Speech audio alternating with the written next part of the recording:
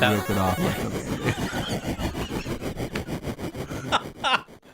What's up, everyone? Welcome to Backlog and Beyond, where we talk about the old games we're trying to beat and the new ones we're looking forward to. I'm your host, Nathan Hawkins. And I'm the co-host, Jeff Zavatero, and this is our introductory episode. Yeah, Nathan's also an audio editor, so he can edit out all of my mistakes. Which I will not be doing. So welcome, everybody. This is raw. This is crazy. Jeff and I haven't worked on anything in a long time together, and we've known each other for a long time, but I'm really excited to get into this. Yeah. It's I think it's been a long time coming. I guess, Jeff, this was your idea originally a long time ago. I don't know if I dismissed it or if I just didn't have the time for it. I just forget what the issue was. You just wanted to focus on your streaming and your followers. Yeah, there's that. I miss streaming. Honestly, like, I was impressed with how many followers that you ended up with in the first place. Yeah, I was impressed too. Trust me, I was not expecting to get like anything out of that, and then who knew that I'd be getting a paycheck every month? Like, that blew my mind. I was like, I'm just sitting here. How much did you get from that? $100 a month. 100? Yes, 100. Nice. 100. I was very fortunate. I had an amazing community, and unfortunately, it just, with everything that happened, the babies and life, and it's just too much right now.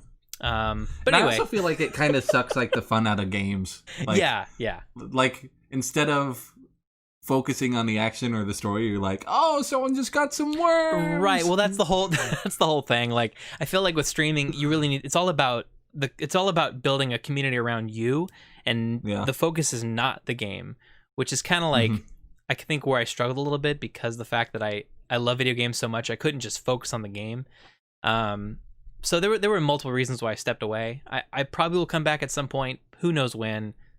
But we'll see. It's all in the process. Anyway. Enough about me. This podcast, basically, we just love video games, and we're going to talk about video games, and we're going to talk about, probably some of the top gaming news, the games we're playing, our opinions. Ultimately, you're here because you want to hear us talk about the games, because really you could go many places and listen to games and gaming news, but if you want something refreshing, something different, hopefully we can provide that.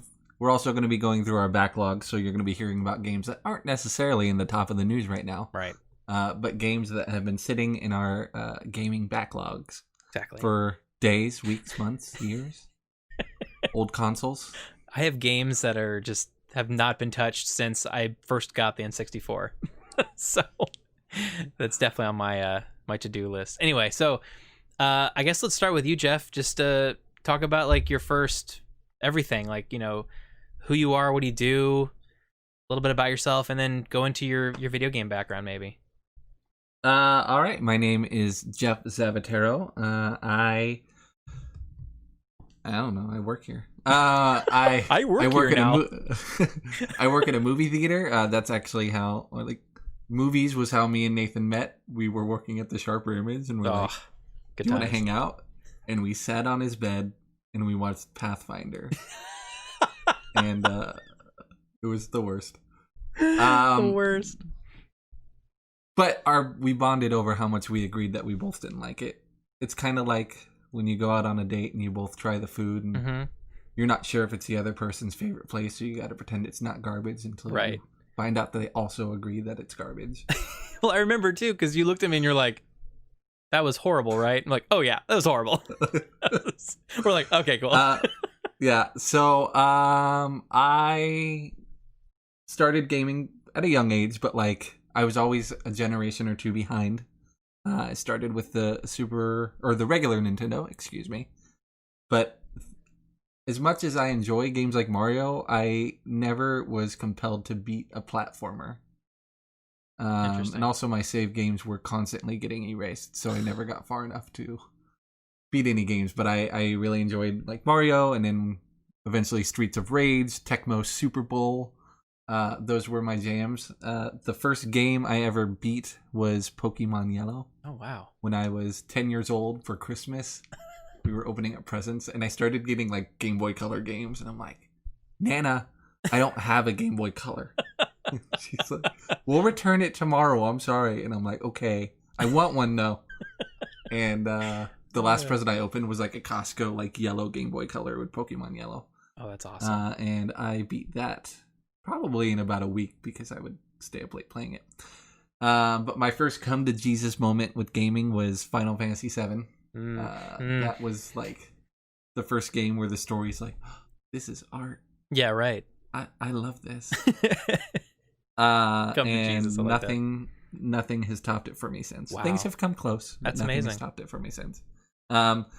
Once I moved in with my paternal side of the family, I started catching up on the gaming consoles. Like I got a PlayStation 2, Xbox 360. Like, yeah, I've pretty much caught up on all of those since then. So yeah, I guess you could say I'm pretty modern. I'm pretty modern. I like that. Classy with a touch of modern. That's awesome. Yeah, I mean that sounds like pretty much my background. But a little bit about me. I'm currently not working. Yeah, I mean fair. Which no one really is right now. It's tough right now. Anyway, but I am working for a sound company. We work on all of the audio for trailers, for like movie trailers and TV campaigns. So like Marvel, Universal, Paramount. It's more of a technical job than it is creative. People don't realize what we do because we're kind of in the shadows. We're kind of like the middleman. We're almost more like sound insurance. We just make sure that the mixer has everything they need for the final mix and everything sounds pretty. That's pretty much what we do. It's a very great job. I love the people I work with. It's very rewarding, and I'm able to support my family by doing it. So, I mean, I couldn't be more happy with the job that I have. But now I've been, messing around doing YouTube videos, and I was a Twitch streamer for exactly a year. I think I actually took a break, a hiatus on the same day that I started streaming. But I did it for a year, and that was a blast. And I gained a little small community, and I've made some great friends doing that.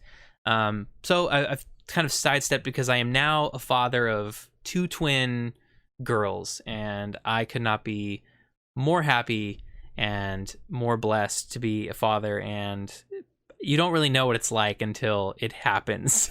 It's just, you can only explain it so much. But yeah, being a father. He looked right in my eyes on camera when he said that. Your turn. Just rubbing it into my soul. Your turn. You have to be a special kind of man. Yeah, exactly. As he stares at me.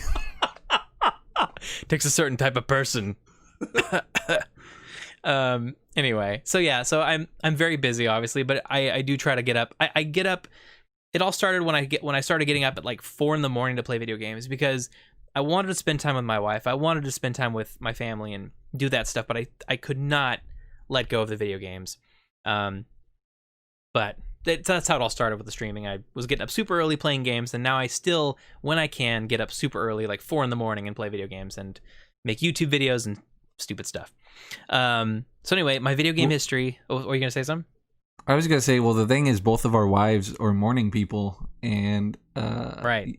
I'm a night owl, so it works out for me. I stayed a night owl, so I could play late at night. But your wife turned you into a morning person, so now you also have to play in the morning. But she doesn't get up at 4. She gets up at like 6. So I still get like a couple hours, to myself, and it's actually it's really nice. And she wants me to have that, and that's why I love her so much, just because she's so generous with that, and she's like, no, you need your time, and I just do it. So I appreciate that. Mm-hmm. That's why I'm here. I mean, I couldn't be here right now if it wasn't for her. Because right now she has to like sit there and watch the baby monitor and make sure one doesn't wake up. Because if they do, then it's on her for this hour that we're talking. So, thank you, baby. I love you. Gotten super dark for that one. Anyway, video game history. Yeah, first console, Nintendo. Nintendo. OG. Mario and Duck Hunt. Those are my first big games. I played Duck Hunt at my dad's house. It was all at my dad's house. My dad was the guy that introduced me to video games.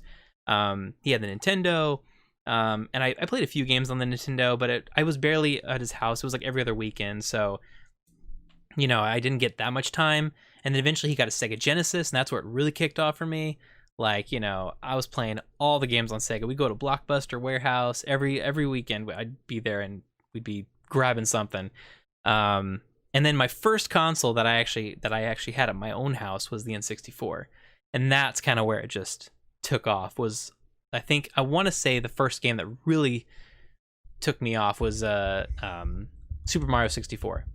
That was just I'll never forget that game. That and Ocarina of Time. Those are just huge games for me. And then after that, it was just like, okay, I need to keep up with gaming. And then it was, PS. I kind of skipped the PlayStation 1 generation, I think, because I had the N64 for so long. But then I went to PlayStation 2, PS3, which I actually bought the $700 version on QVC. Yeah, that was stupid. Because I ended up going through like 3 PS3s. But yeah, PS3, Xbox 360. Because I went to the Xbox 360 because I was going through so many PS3s. It was just really frustrating, and I loved the Xbox 360. It was a great system. PS4, and yeah, I'm probably gonna go PS5 this next gen. So yeah, if everything's truly backwards compatible from the get-go, my right. PlayStation 4 is leaving the door game. I hear you. I have a feeling it's not going to be PS3, PS2, PS1 games. Well, yeah, but if it's all PS4 games, I'm down Charlie Brown. That's all I need. But after seeing that tech demo, did you see that? I did see the tech demo. Unity 5 with the mountains. Oh my god, it was amazing. I mean, here's the thing, because like what there's a lot of controversy over that, because it's like, oh, PlayStation, it's all PlayStation 5. It's all well, not really. Like Xbox is going to have the exact same engine. Like even PC is going to have this engine. All platforms are going to have this engine. But it was really cool to see the possibility of next gen gaming and what it can do. Like that was just incredible looking. It's gorgeous. Well, and if the PlayStation 5's capable of displaying it to that level, that's all I care about. Exactly, and that's kind of what I took away from it. I was like, hey, who cares if everyone else is getting it? If the PlayStation can look this good, fine. I mean, it's also going to be available for the Switch, but I don't think the Switch is going to look like that. No. Have you seen Witcher 3 on Switch?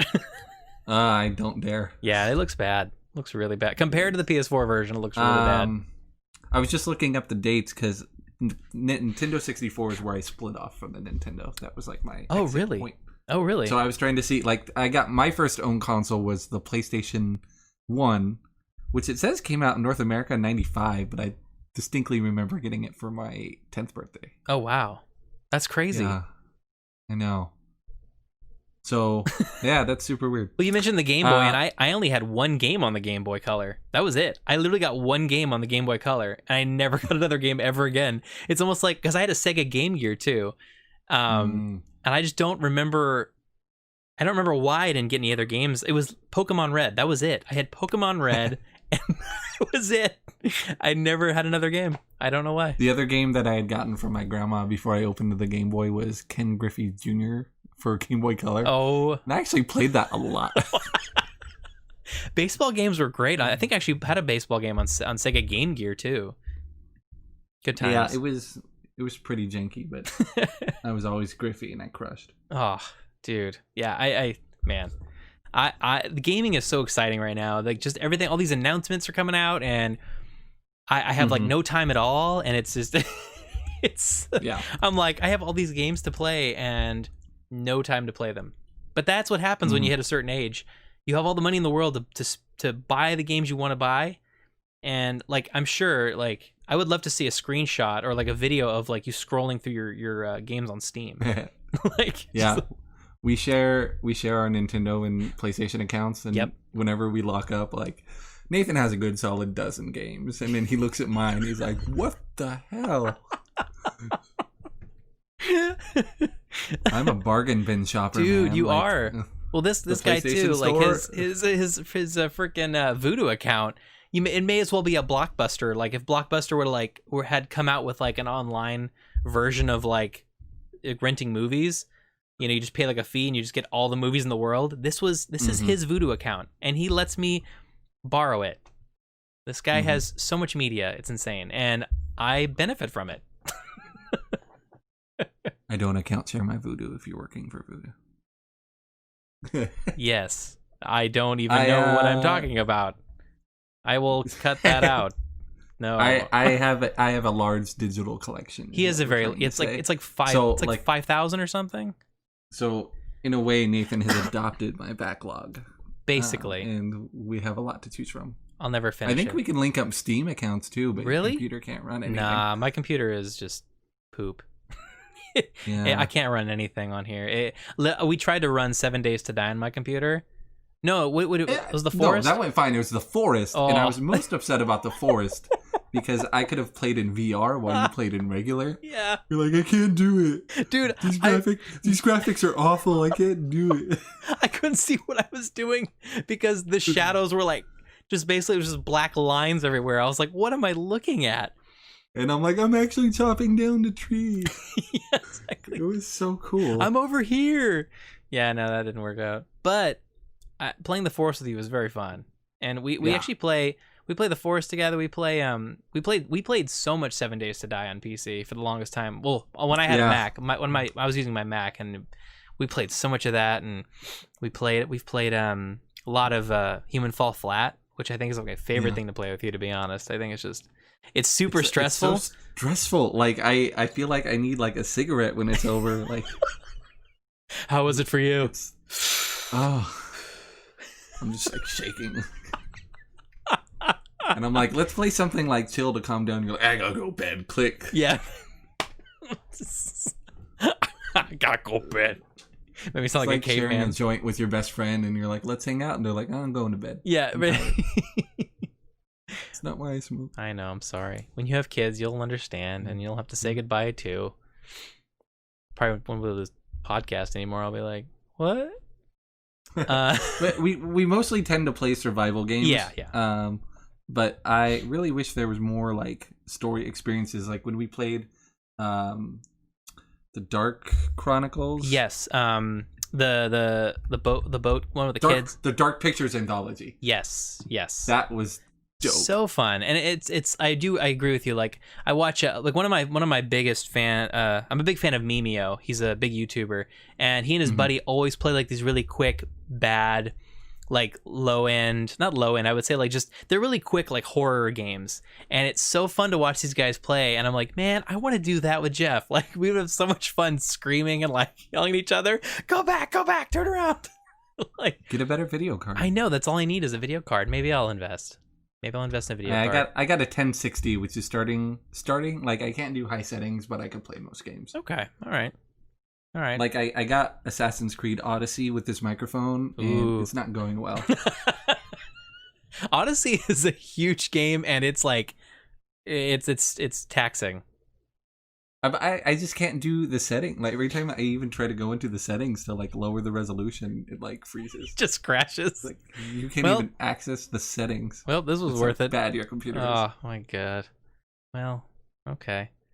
Well, anyway, so we're not gonna really like go over we're not gonna do we actually have a show planned for you, but this show we're just kind of focusing on who we are, so you kind of get a better idea of who we are, what our tastes are. So I think we're gonna start off with is our top games of all time, and we'll just take turns. Did you want to? Are we gonna start with number one? I was gonna start with like my 10. I was gonna start at 10 and work my way up. Okay, that's all right. Let's do that. I do that. Okay. Do you want to go first? You want me to go first? I'll go first because my number one's lackluster because I kind of spoiled it. Like you spoil all those games for me.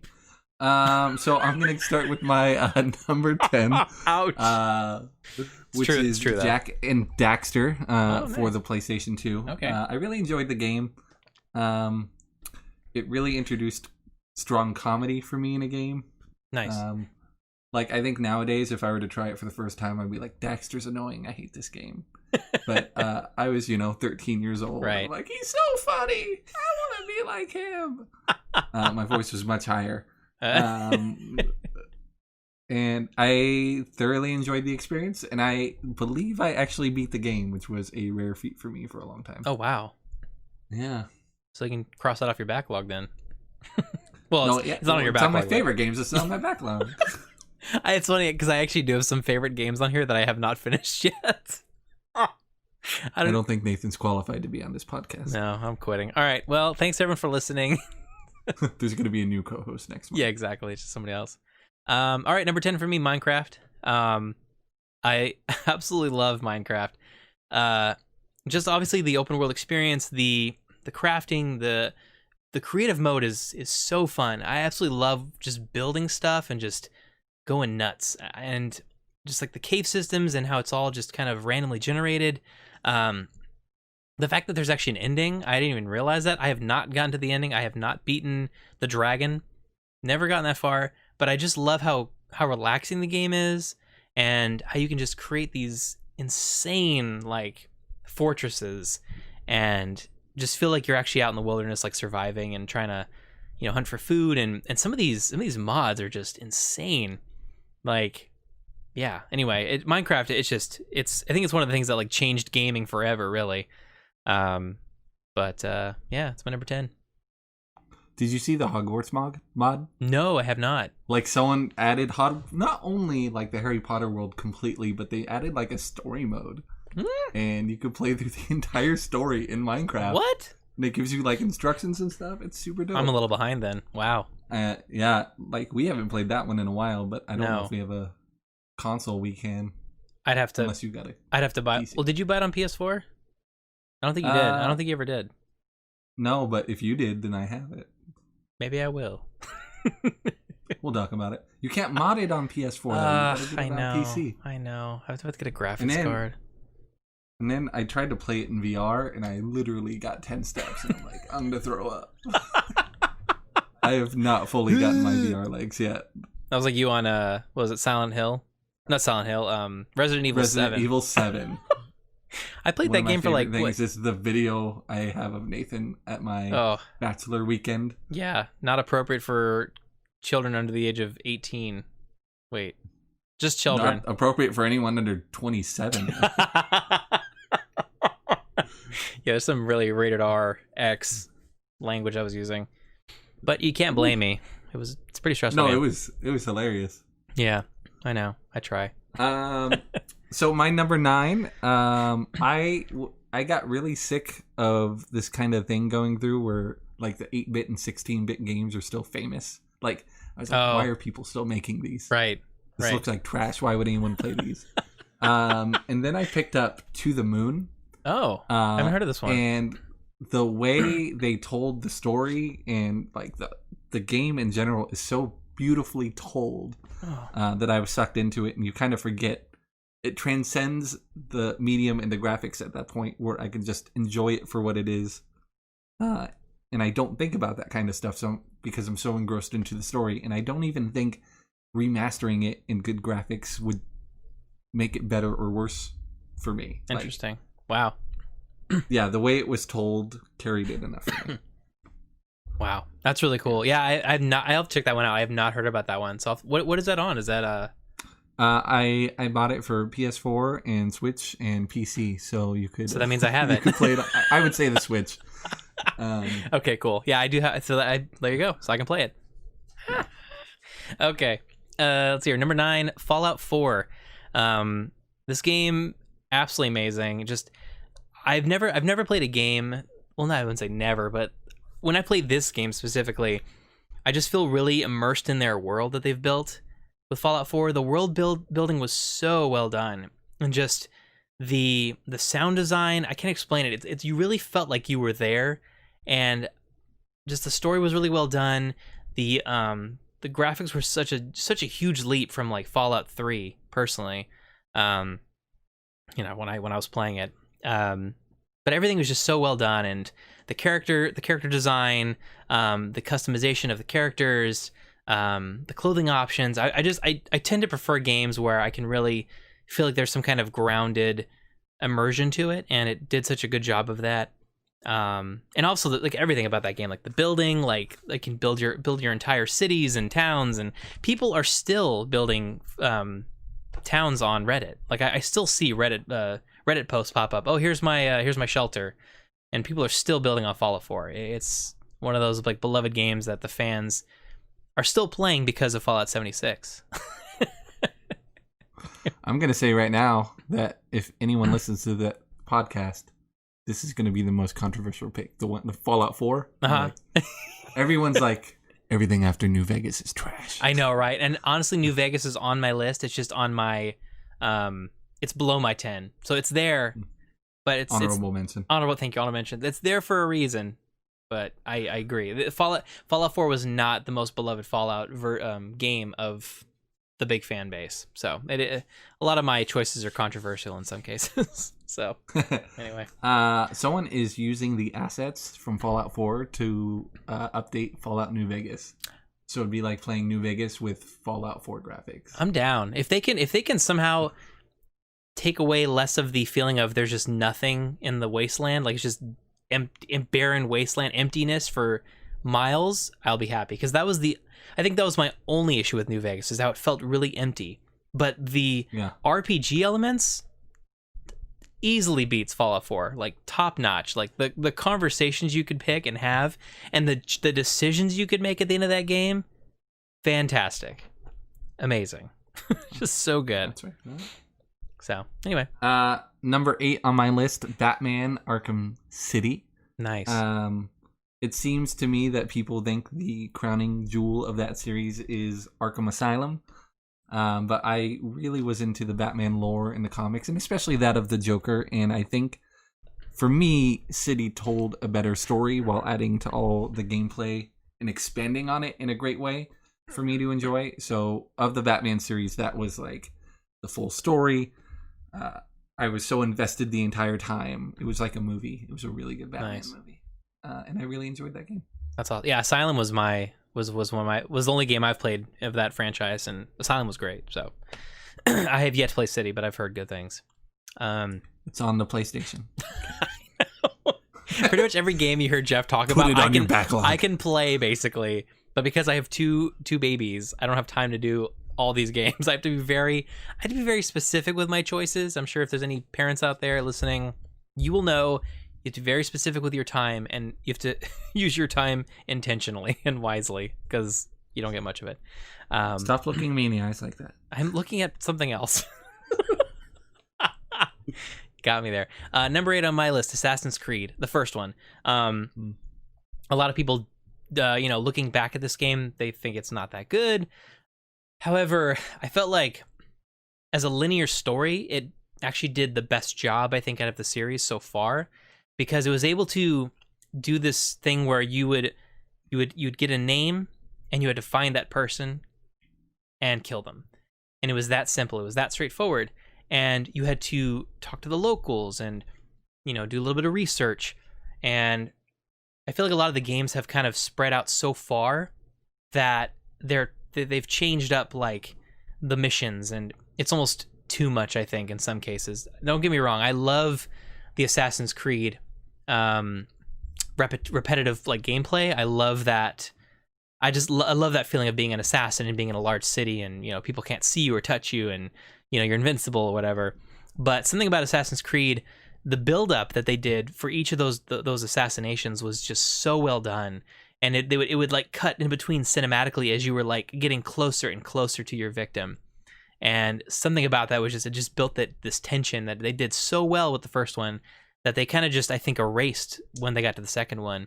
And I'm also kind of sad that the IRL story of Assassin's Creed kind of just, teetered off, because I actually liked that back and forth. I thought it was different, So anyway, Assassin's Creed, I think I love it so much because it was the first, and it just, impacted me so much. So there's that. Cool. I don't know if you want to edit this part out, but there were massive parts of that where I couldn't hear you anymore. So just I couldn't even hear your last sentence, but the look on your face was, I'm done. Oh, man.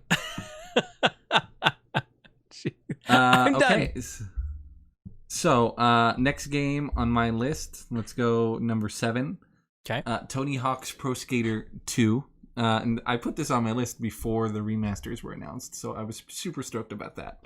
Nice. Tony Hawk is an important game series to me because I still remember playing the demo disc that contained the first one, and me and my dad played as Tony Hawk and Bob Burnquist in the 2-minute demo so many times. And like we would get in like the low thousands and think we were like gods. And right. Then, like once you really get the game, you're like, oh, I could combo with like manuals and stuff. Yeah. And you can get hundreds of thousands of points. The reason I put 2 instead of 1 was the inclusion of Spider-Man as a DLC character, and if he is not included in the remake, I'm going to be very upset. I also believe they had Darth Maul in that game as well. Yes, they did. They did have Darth Maul. They both had similar moves. Like, they would lose the board, and then like Darth Maul would force it back, and Spider-Man would whip it back, and those were the best games. Oh my god. Yeah, so I am super stoked that they got the original soundtrack for the new one. That made me a fan of Goldfinger. Yes. For many, many years. I thought it made me a ska fan. It did not. I tried other ska bands. I couldn't do it. But that band in particular, I could listen to. That's amazing. That's so cool. I'm excited for that the remix as well. I also played like those games for hours, and I'm really looking forward to that. Yeah. So number 7 on my list, Dead Space. This was such a well done horror game. And the sound, I can't even fathom how good the sound design was. It's just, I've never jumped and like, I think verbally shouted out loud playing a horror game. Like, it was so well done. The design of the monsters and the music. I actually own the soundtrack on iTunes because it was so good. I loved everything about that game. The suit design, just everything about that game was so good, and it was so visceral too. Just like the way you would take out each of their limbs, and it was so specific. Like they kept crawling towards you if you didn't like take their legs out in time, and it was just one of the most nerve-wracking horror games I've ever played. Just top notch, so good. And I think a funny story with when I played Dead Space 2, I got towards the end, and my health was super low. But I got to a point where it was like a save point and I couldn't go back. It was like the end of the game. But my health was so low. So I kept trying to beat the game, but I kept getting killed. And I just never was able to beat the game because I happened to time it horribly with no health at a save point that I couldn't go back to because I had to beat a final boss. So, yeah, good times. Yeah, big time. Anyway, moving on. I just added that to my list of games to play. Dead Space is amazing. Yeah. I think we're on to number 6. Yep. A recent game, Spider-Man PlayStation 4. Great game. Always been a massive Spider-Man fan. And I don't think I have much to say about it. Like, no. I think you start to see the theme to my list is I'm really into storytelling through gaming. Yeah. And that one had an amazing story that changed up the lore of the character, but in a way that was like still engaging.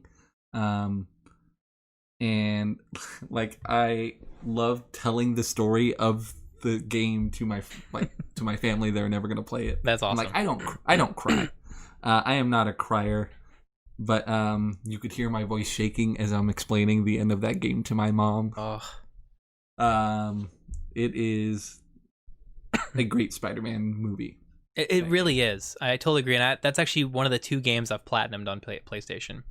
Not because I think I wanted to, but it's because I was streaming it at the time, and it was like I had said I was going to. But honestly, I wasn't upset that I did. Yeah, it's in terms of platinuming, I think it's a pretty easy one. Right. In the fact that it doesn't make you finish all the screwball missions in order to get 100%. Right. Thank God. I haven't platinumed the DLC, but I definitely platinumed the main story. That's probably one of the 5 games ever I've gotten every achievement for. Wow. Because it's not something I normally look at. Yeah, neither do I. I got so far where I'm like, oh, what do I need? I can do that. Yeah, it's more time consuming than it is difficult. Yes. But anyway, number 6 for me, Sims 2. This one specifically because they came out. This was the first Sims game to come with the Back to Business, and I just remember loving that feature so much. I actually created a bar because I created a home business, and I had these 2 Irish brothers that I had created, and they owned a bar that was downstairs and they lived upstairs. And it was the coolest thing because I could have like them running the bar and like, you know, like serving drinks, and everyone's like having a good time partying downstairs, and they'd be up to like 2 a.m. running the bar, and then they'd go upstairs and they'd just like watch TV and eat like, you know, noodles and pass out or something. But I just remember absolutely love building that game, creating characters, creating stories and families, and just the customization is just, it was so rewarding. I've started to realize that I really love to create. Sometimes I actually don't like to play them out. Like I've noticed that with my Sims games, I'll create the house, I'll create the family, I'll play for a week, and then I'm done. I don't know why, but I just love the creation aspect of it, and that's kind of where it ends after that. I'm just kind of like, all right, it's just a life sim, and that's what it is. But I don't know. Anyway, yeah. I poured countless hours into The Sims 1. Yes, me too. So many, and to the point where for my 8th grade graduation, my grandpa, I call him Dude, he went into Best Buy and he pre-ordered me The Sims 2. And I got that game first day, September 2004. And I didn't understand that computers don't just play games like consoles do. Right. And it could not run that game. So honestly, I never played it. Like that's that. I kept the game and I adored my grandpa for getting it for me, but I never could put it in because by the time I got a computer that could run it, like Sims 3 was out. And, right. Maybe I'll go back to it one day. Yeah, man. Number 5 on my list, The Last of Us. Good game. I played stealth games before, like Batman's on my list, but that game made me a stealth fan. Because, like, I was doing it legitimately out of fear. Like, I'm going to die if I don't do this. And the storytelling and the voice acting were superb. Superb. Yep. Like, I wasn't going to buy that game, and then they released the first 15 minutes on YouTube. Wow. And their marketing scheme worked because the story they told in the first 15-20 minutes of the game was heartbreaking. And I'm like, I need this game. I played it like straight 1 week through and I was done. It was so good. I'm going to play it through this month before the sequel comes out. I kind of want to do that as well. I'm like really contemplating on like putting down everything else on my backlog just to replay that game so I can kind of catch up. If worst case scenario, I'm at least watching all of the gameplay videos like on YouTube. I'm just going to watch the playthrough again on YouTube at the least. There was someone who choreographed the movements in the game to make it look like a movie. So I'm sure you could find a good one of those, but I think the shortest one you're going to find is like 6 to 8 hours. Wow. Okay. All right. That's probably which better. is still fine. Yeah. Like it's like then you sent me. Yeah, you sent me that link to like it was just like the movie or whatever. It's like it's just, there's a subreddit like Games the Movie. Yes. And one guy contributed dozens of them, but they all got like copyright claimed. But there's still some good stuff in there. Yeah, I think that's really clever. Just like here's every cutscene of video games, so you can just watch the story. I think it's great. Yeah. So. Yeah. Cool. Some people really take the time to add necessary gameplay. Right. To make it a seamless experience, because sometimes there's like a large leap and you're like, all right, you just got stabbed and you're fine now. You just got stabbed. That's great. Yeah, no, Last of Us 2 is amazing. Last of Us is amazing. I am really looking forward to the sequel. I have managed to avoid all spoilers. Same here. I have as well. I think I've heard vague spoilers that allude to something, but it's very like I watched that donkey video. Yeah, dude, did you stop it right before the last second? I stopped and I Googled and I'm like, does he actually spoil anything? And they're like, if you don't know, then no. And I'm like, okay. They're like, if you know the spoilers, you know what he's doing. But like I Googled hardcore before I watched the end of that video. Oh man. Yeah, I couldn't. I was like, nope, no, not finishing this video. I do not want to risk it. Because everyone got like, it started like, okay, and then they got more outlandish and I'm like, he wouldn't actually do it, would he? And he just kept on getting closer and closer. You're like, dude, stop. All right, number 5 for me. This was tough because I kind of just put the entire Uncharted collection because I think on their own they've made such great leaps in between themselves, and as a story as a whole, it is so good. And just I think that was the first PlayStation game that I came into contact with that really just hit home for me. Just like the combination of like the action and the amazing like QuickTime events. Like those QuickTime events are some of the best QuickTime events I think in gaming history personally. But just like the cinematics, the voice acting, everything is just so well done, and just the exploration, the worlds are beautiful, the characters are just lovable. I can't say enough about those games, like at all. They're all so well done, and Naughty Dog is easily now one of like my top gaming studios. They just know what they're doing. They know how to tell stories. Clearly, Last of Us, Uncharted. I mean, what else? I mean, we both have Naughty Dogs on our number 5. Oh, that's weird. I was doing my top 10 and listed right here. I have 25 games that were going to make it on my top 10. Yeah, dude. I mean, honestly, like even my top 10, I think is not really my top 10. It's just kind of like these are games that I love and that I really loved. I mean, whether they're actually number 1 or number 10, they're just kind of all mixed in. I'm not gonna lie, I just felt like a poser having 2 like modern Naughty Dog games on my list, so I had to choose between one of them. You're like, this is stupid. I can't do this. Yeah. Well. So my number 4 is WWF SmackDown. Here Comes the Pain. Nice. Ever since the first wrestling game I got was just before I became a wrestling fan. My brothers were fans. It was SmackDown Just Bring It, which is the 3rd game in the series. And I loved creating my character and putting him in story mode. Nice. And then like you're able to have all those tag team partners. Yep. And, that really got me into the series. And then 5 I played for years. I got all of the games in the series minus probably like 2010, 2011 when I got too cool for wrestling for a minute.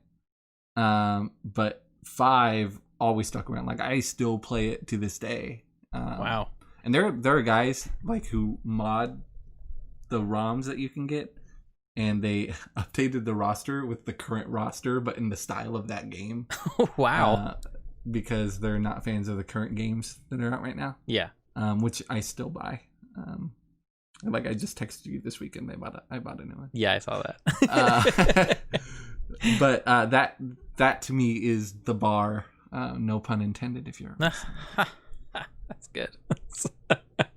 I like any game where you can create yourself. Yeah. Like I create me, but with a 6-pack. He goes to town on creations. Like we used to go to his old apartment with his buddy, and we there was like 4 of us that would like hang out together, and he created all of us, and we literally just go to each other's house to watch ourselves wrestle each other, like basically the computer versions of ourselves wrestle each other, and we would just do that.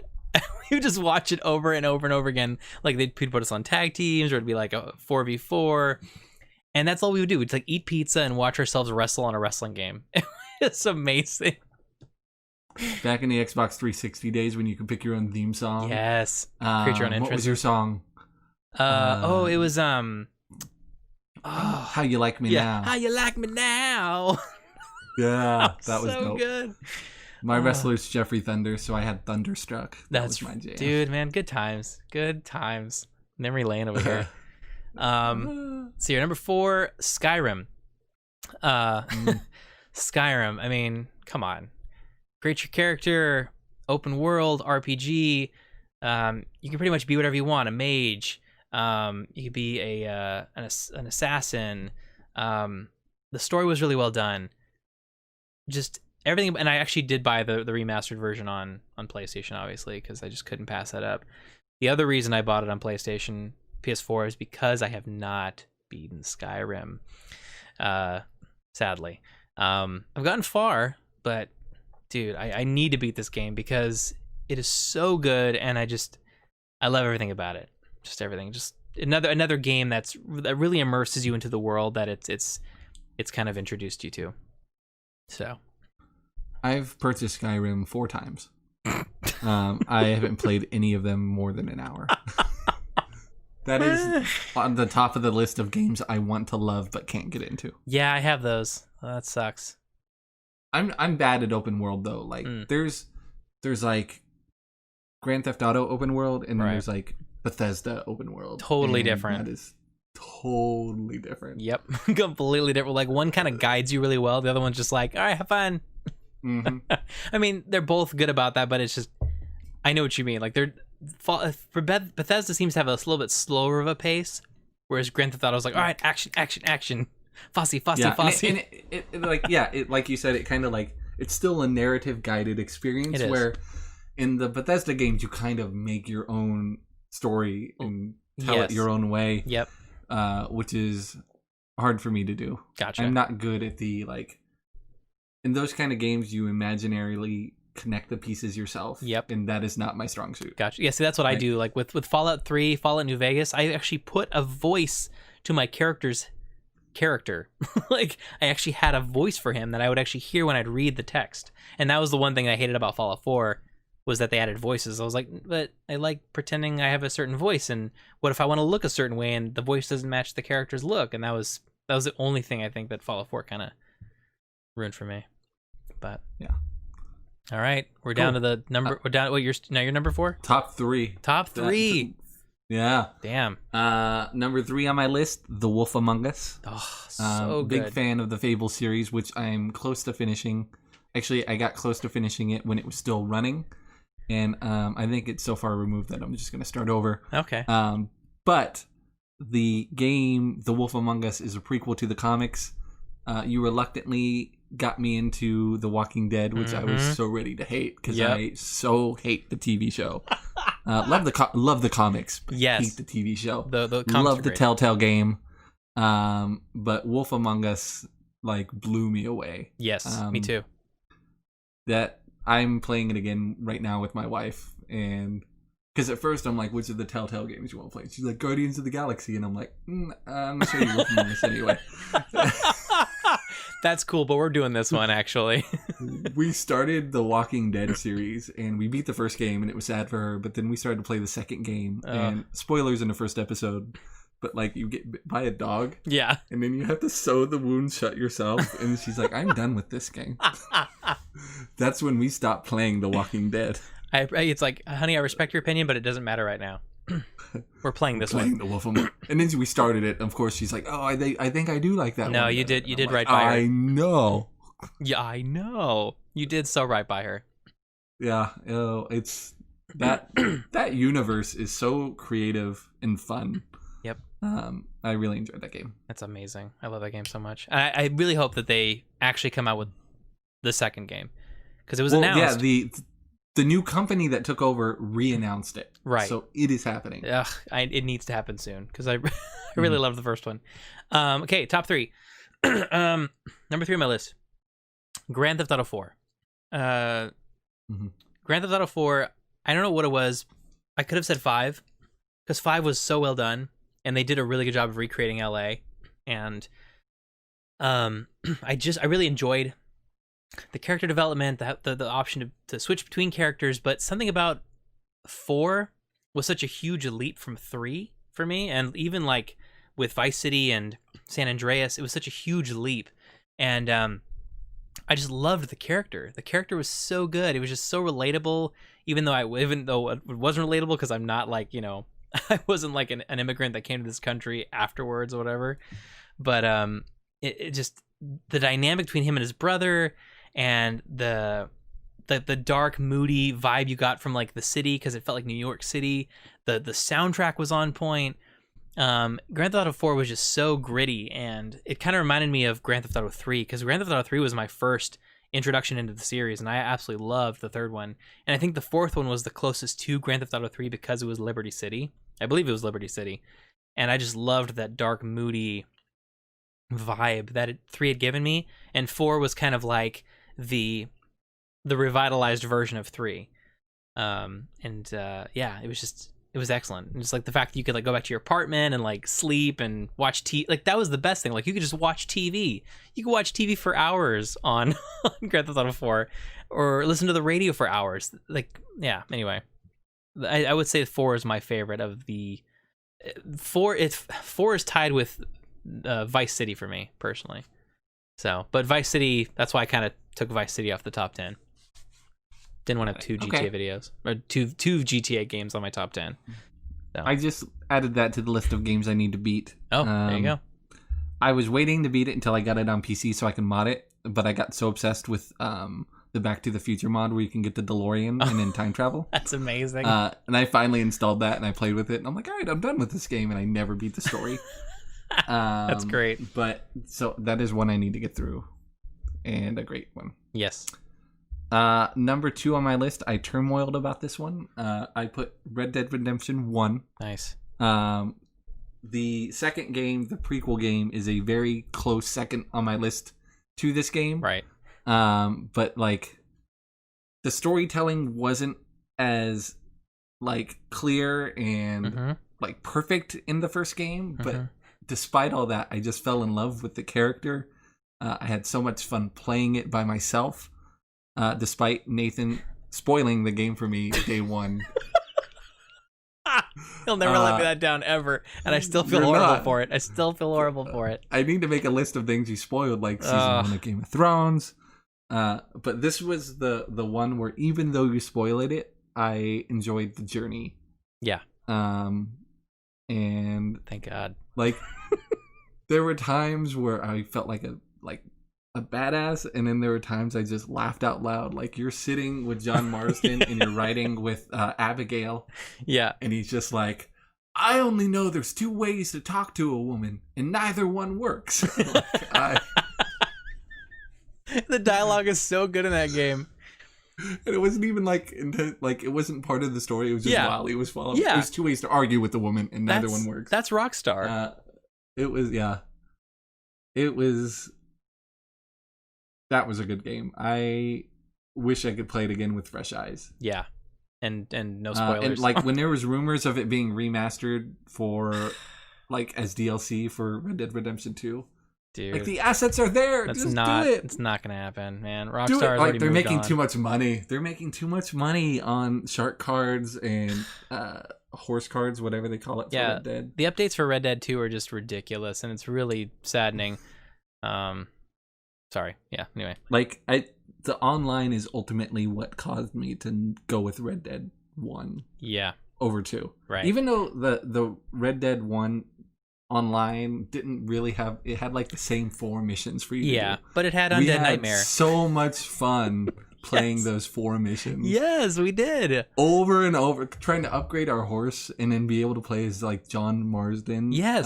And like I was playing as like Irish. Like that was that was so fun being able to play the characters that were actually in the story. Like I thought that was so clever.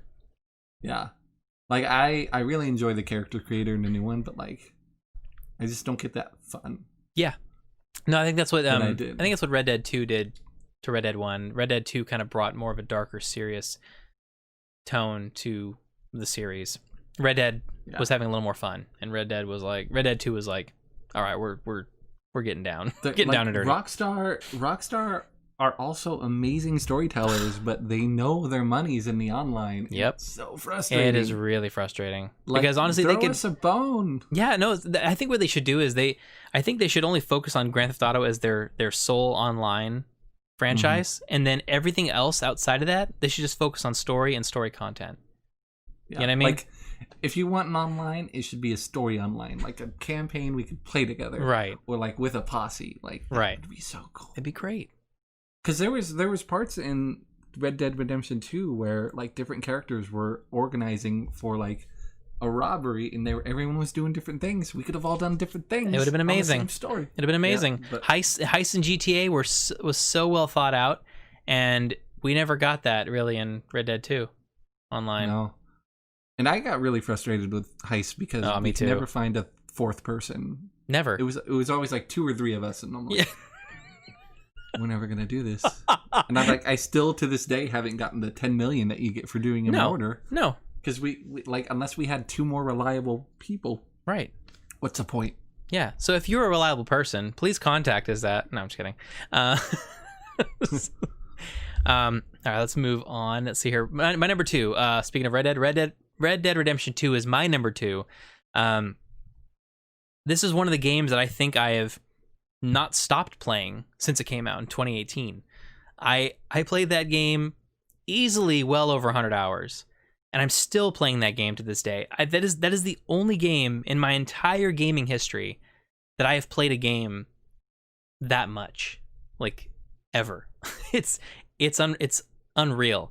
Yes, the online I think has gone, gone down the toilet a little bit, but I still enjoy like doing those daily activities and just feeling like I'm actually part of this living, breathing world. And honestly, I have so much more to do, like in the storyline. Like I have the cards to collect. I have the what's some of the things you have to do? I already said the cards. It's just like all the collectibles, like fossils. The fossils, exactly. There's so much more to do, and I want to do all of it. I want to do. That's another game I want to platinum. It's going to be hard because of the timed aspect of those trophies that you have to collect for the missions, for so many missions. But honestly, that's easily another game that I could see myself platinuming just because of how much I love it. The character design, like the world, I think the detail they put into that game is unreal, and I don't think any studio is going to be able to touch that level of detail for quite a while, just because of how much money Rockstar has. They have the time to put in those kind of details. It's just the little things, like the little, I don't know. There's just so many little details they put into that game. I can't even think of one. There's just so many. Just the movement of like the fact they put like horse balls. I mean, the fact that they actually shrunk in the snow. I mean, come on. Who thinks of that? Like, it's one of the most embarrassing things to talk about to non-gamers, and like right. they always roll their eyes, but it's always one of the first things I bring up. Yes, like horse balls. Horse balls. Have you heard about Red Redemption 2? Horse balls. Anyway, so that's. I know you've played the game, but you've never really played it until you zoomed in on the balls. You need to get the male horse. Yeah. All right.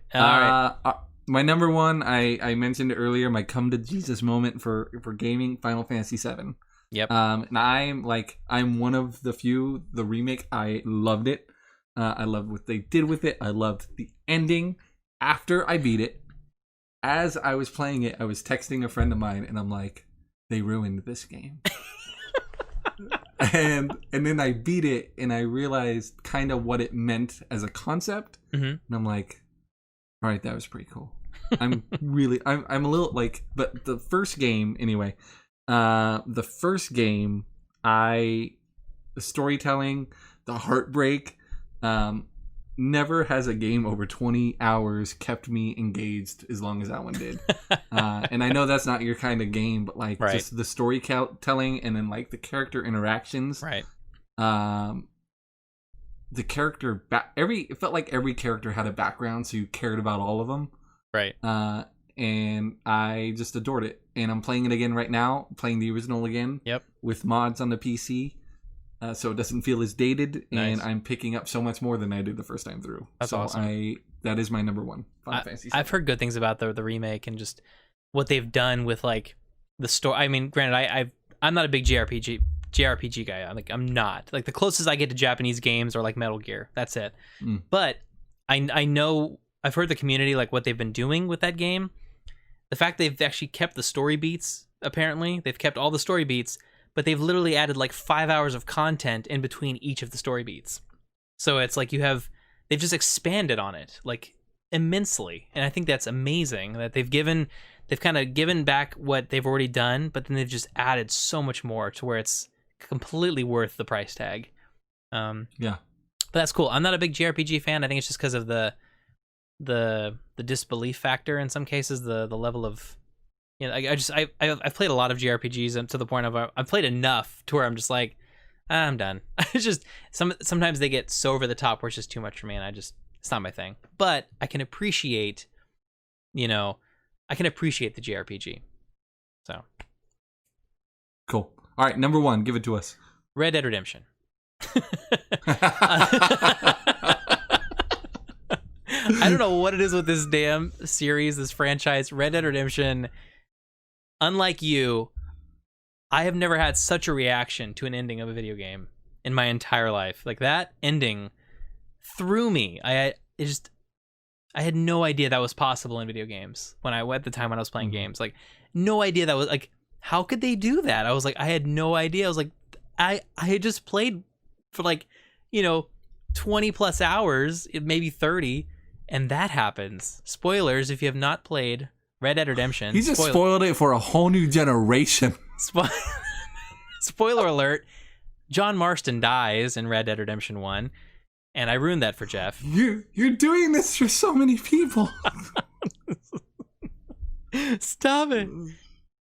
Oh, I did say spoiler alert, so they can skip ahead. But yeah, so obviously it basically did what Red Dead Redemption 2 and so much more storytelling, the world that they had built.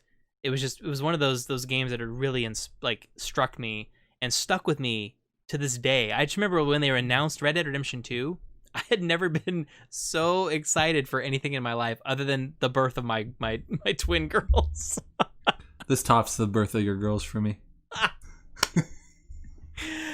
So yes, Red Dead Redemption 1. So there's that. Any honorable mentions you want to do real quick? Yeah, let me pull back up my list. I was pulling up the time. I added a couple of your games to my list: GTA 4, Skyrim, Fallout 4, Dead Space. There's just stuff that I never got around to. Metal Gear Solid 4, which you spoiled for me. Metal Gear Solid 5. I didn't finish that game. You told me the ending of Metal Gear Solid 4. I didn't finish. Wait, 4. Yes. 4. Yeah, you spoiled that one for me. Yeah. I didn't play 5 yet. I have an Oculus Quest, so I want to beat games like Moss. Nice. I started that game, and every level feels like a diorama that you make in like elementary school, and you can just like lean forward and look. That's amazing. I need to finish the Walking Dead series. I never finished that. Night in the Woods is an indie game that I really want to complete. Nice. The Outer Worlds, I really want to beat. I do too. I actually need to get back on that game. Persona 5 I picked up. It's such an investment in time. Yep. But I think once I get the hang of it, I'll play it. I have a much longer list, but we're running low on time. Yeah, so I'll share more later. That's fine. I'll run through mine real quick. Far Cry Primal, which was actually probably the least favorite of the series for the fans. I just loved it. Fallout New Vegas, 7 Days to Die, The Last of Us, Heavy Rain, Police Quest series on PC. If you've not heard of the Police Quest series, get on it. It's amazing. GoldenEye, Super Mario 64, Silent Hill 2, the GTA San Andreas Vice City, Battlefield Bad Company, which they need to make another Bad Company like ASAP. The Getaway, which is a kind of like an oddball game, but it was really good. Elder Scrolls Oblivion, and SOCOM 2. I played the crap out of that game back in the day. Can I take back my answer? In my head, you said list of games you want to play, and I instead of honorable mentions.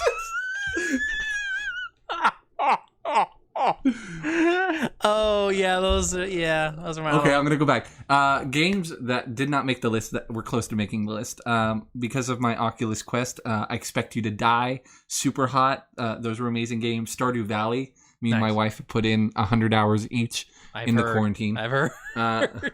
Head Rush was one of the games by the You Don't Know Jack people that me and my brothers and sister used to play around the computer every day. It was a stupid trivia game, and it was so much fun. Crash Bandicoot, that was the first game I got on my PlayStation 1. The Walking Dead series, The Sims, the original God of War, Limbo, Uncharted series. Heavy Rain, I think I watched you play that. Yeah, you did. The first time I experienced was watching Nathan play, and because of that, Detroit Become Human. Oh, so good.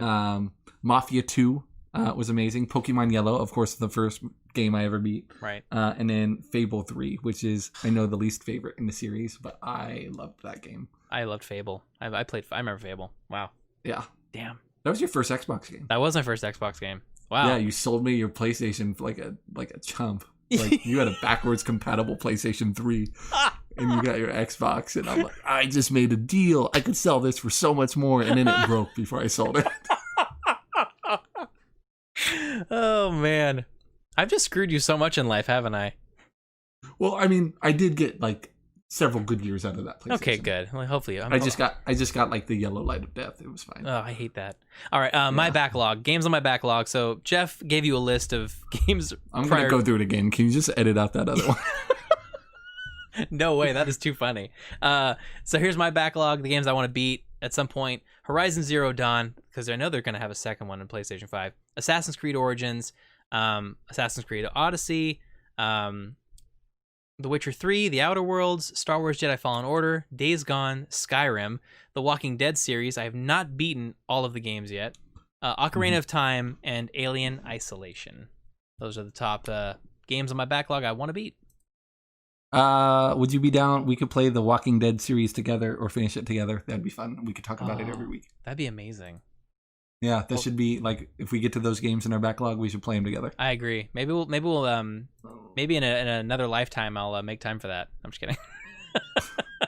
This is about your backlog. You got to play them eventually. I'm kidding. I'm joking. Okay, so real quick, what are you playing now? Right now I'm playing Animal Crossing New Leaf, which honestly isn't that exciting. But it's something. Wait, New Leaf or I feel New Horizons? No, Horizons. Okay, gotcha. The new one, the one we got. Yeah. Like I keep like chipping away at it because it's something to do for like 10-15 minutes. Yeah. Yeah, I just beat Final Fantasy VII like 2 weeks ago. So nice. I'm looking into the next big game I'm going to jump into, but Animal Crossing is a good one to like plug away at in the meantime. Nice. Yeah. Awesome. What about you? What are you playing? I am playing a combination of Ghost Recon Wildlands. I'm actually going through that right now, and really enjoying that game. It's not that old, but it's not that new, and I'm really enjoying like slowly chipping away at the open world, and just being stealthy and taking out these cartel members. It's just super fun. And then I'm also playing Celeste on Nintendo Switch. Holy crap, that game is challenging, but I'm having such a blast with the game. I'm actually excited to pick that game up and play it. Like I'm itching to go back and continue it. I think I'm on level 4 right now, I believe. Yeah. Level 4, level 5, I forget. But man, I'm having a blast. The sound design, the music, the gameplay, it's all so good, and I can see why it was just highly regarded. Like fantastic. Yeah. So I can't wait to like get through that. Yeah. So if you look at our lists, I think you could see a theme at the kind of games we're into. I'm really into storytelling as like a gaming medium, and you are really into like the creative aspects, like the imagination in the building and the creativity. Yep. And that reflects in a lot of the games that we play together. Yeah. Oftentimes those are games that I can't like sink into as much. Right. But like I enjoy playing. Like I have no creative instincts when it comes to like building and decorating. So if you look at my island right now, it's just like I threw my Nintendo Switch that my character got on the floor right next to my football. It's like I'm just collecting bells. I don't have time to decorate. All your clothes are just hanging on all the walls, like it's it's a store, like a thrift store in your house. It's bad. And that's something I wish I was better at. But it's easier for me to digest when it's like it's an interactive movie. Like you play through it and you follow the characters, and I don't have to fill in the gaps in my head. Right. I could like talk about it and theorize, but I don't have to. Right. And those are the games I'm mostly drawn to. Yeah. So it's very important to know what kinds of games we're into, because if I start trashing games like Ghosts of Tsushima, like I told Nathan I'm not into it, and he's like, but you have to appreciate it, right? And I'm like, I'm not saying the game's trash. I'm just saying it didn't do anything. I felt like such a terrible person. But the grass, Jeff, did you see the grass? It was pretty. Okay, I agree. It was pretty. I just like, if you get it, I might try it. Right. Yeah. No. If I get it, when I get it, you'll try it. But well, you'll try. I'm just gonna look up spoilers for the end of the game, and I'm gonna tell you. You son of a. Okay, I'm trying to cuss on this podcast. Okay, cool. Yeah. So anyway, hopefully you've gotten to know us a little bit better, and hopefully you want to listen to more. We plan on doing this weekly at least. You never know. There might be the occasional. Nathan has parent stuff to do, but I'm gonna do my best to make sure that that this happens. Yeah. So where would you like to plug anything? Social media stuff for you? Yeah. So my Instagram and my Twitter, Zava Dabadoo. So good. ZAVA, and then like Dabadoo. Daba has 2 B's. So Zava Dabadoo. Zava Dabadoo. I love it. I'm on all the social medias: Twitter, YouTube, Instagram. Early Bird Nerd. Yeah, you'll find me there. And if you have any questions for us, if you have any suggestions for the podcast, we may not even take them into consideration, but we'd like to hear them. Contact at backlogendbeyond.com. That's where you can contact us, and we will read your email because we currently don't have any emails, so we'll definitely be reading it. So, if you're the first one, maybe we'll read it live on the air. Ooh, look at that. All right, guys. Well, we've talked your ears off long enough. That's all the time we have for today. Again, thank you for tuning in. say thanks, Jeff. Thanks, Jeff. And we will see you hopefully next week. Take care. Cue our music.